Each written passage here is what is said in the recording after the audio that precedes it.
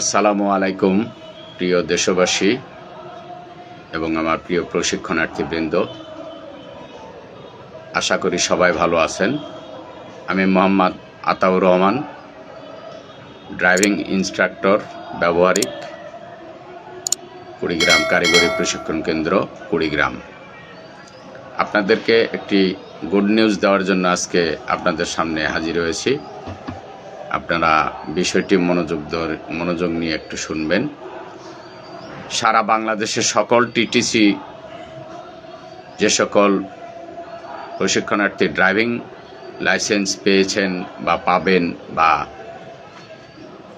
সামনে পাওয়ার আশায় আছেন, তাদেরকে বলবো, ঘরে বসে না থেকে পরিবারে সচ্ছলতা ফিরিয়ে আনার জন্য আপনারা দুবাই ট্যাক্সি ক্যাব নিয়োগ দিয়েছে, সেখানে অ্যাপ্লাই করতে পারেন। আমার মনে হয় খারাপ হবে না।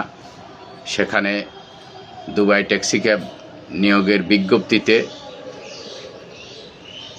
উল্লিখিত নাম্বারে আপনারা যোগাযোগ করবেন অথবা আমার সাথে যোগাযোগ করতে পারেন। আমি আপনাদেরকে পথ দেখায় দেব কিভাবে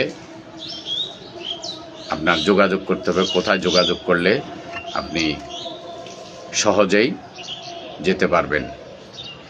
প্রিয় দেশবাসী এবং প্রিয় প্রশিক্ষণার্থীবৃন্দ, আপনারা এত কষ্ট করে বাড়ি থেকে এই কুড়িগ্রাম টিটিসিতে বা দেশের বিভিন্ন জায়গায় যে সকল প্রশিক্ষণার্থী যে সকল টিটিসিতে প্রশিক্ষণ নিয়ে আজকে লাইসেন্স হাতে পেয়েছে, তাদের সবাইকে বলবো, ঘরে বসে না থেকে আপনারা ড্রাইভিং লাইসেন্সটিকে কাজে লাগান, আপনার পরিবারের সচ্ছলতা ফিরিয়ে আনুন।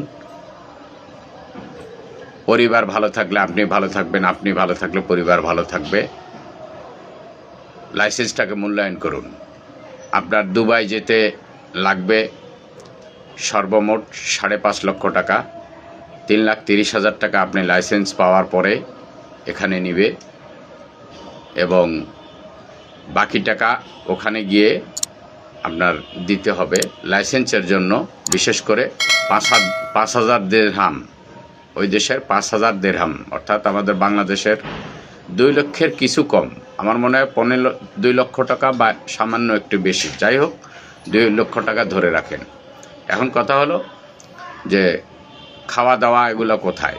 থাকা খাওয়া সম্পূর্ণ হচ্ছে কোম্পানির। আপনি যখন ড্রেস কোড সহ গাড়ি আপনাকে দিবে, আপনার সেদিন থেকে বেতন শুরু হবে এবং বেতন পাওয়ার পর ধীরে ধীরে প্রতি মাসে মাসে আপনার থাকা খাওয়ার কিছু কিছু টাকা তারা কেটে নেবে।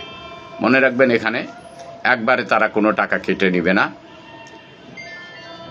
বিষয়টি আপনারা একটু ভেবে দেখবেন। সকল প্রথম থেকে আমার কুড়িগ্রাম টিটিসির প্রথম থেকে 17তম ব্যাচের যে সকল প্রশিক্ষণার্থী আছেন, তারা সকলেই আবেদন করতে পারেন। জানি না কার ভাগ্যে হবে কার ভাগ্যে হবে না।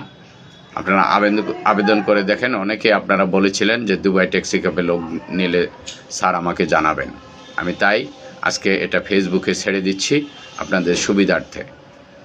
আপনারা বিষয়টা ভালোভাবে নেবেন, কেউ ঠকবেন না আমার মনে হয়, কারণ এটা ওই দেশ থেকে ডেলিগেট এসেই আপনাদের ইন্টারভিউ নেবে।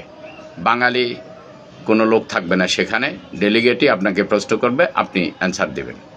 সবাইকে আমি শুভেচ্ছা এবং অভিনন্দন জানাই। সকলের সুস্বাস্থ্য এবং দীর্ঘায়ু কামনা করছি। আল্লাহ হাফেজ।